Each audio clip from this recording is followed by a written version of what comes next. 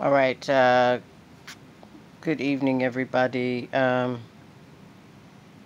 have both an Instagram page and Facebook, but it's not easy to transfer from those two sites over to YouTube.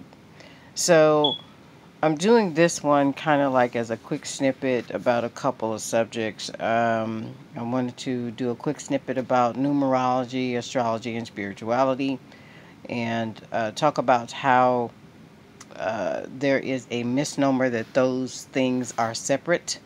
They're actually all intertwined. Numerology, spirituality, and astrology are all intricate connected. The sciences and spirit is very connected. Trying to have one without the other is virtually impossible. Um, and there's so much, misnomers, especially when you start dealing with the side of religion. It starts telling you what is right, what is wrong when it comes to astrology and numerology. And yet, in the books and in the writings, numerology and astrology is laced all in those books.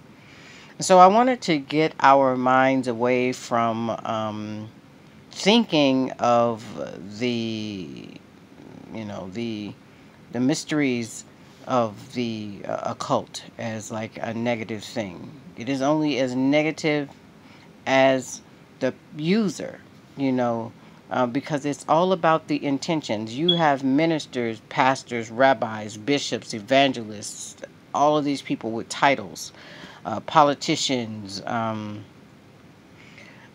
police officers, and all these people, firemen, and just your everyday, pharmacists, doctors.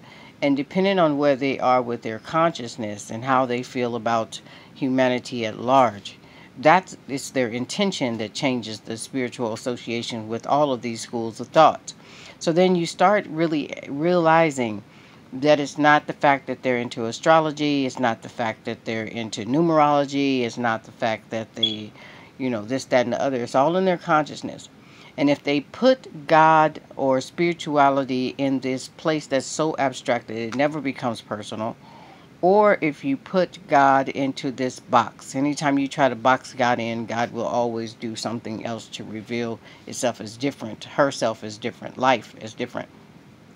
Because the divine operates in the collective. It's never just, so finite. It's infinite. There's a reason why it's called infinity. It operates in the whole picture, not just a small segment of it. And so astrology, numerology, all of those things are all, and the sciences are all a part of it. You can't have one without the other. It is all very intricately connected. So I wanted to talk about that tonight, and eventually, start going into more series to stretch out an understanding of how it is related to you. We'll talk about natal charting and how the natal chart is supposed to be a guide, but it's not supposed to be a rule book. That means your personal self and how you are structured. It will help you understand yourself, but it's not supposed to make you just be like, well, I can't go outside today because my zodiac sign reading says it's going to be a bleak day and not good for this. So don't allow it to debilitate you. Allow it to be a form of instruction and a guide. One love. Ciao.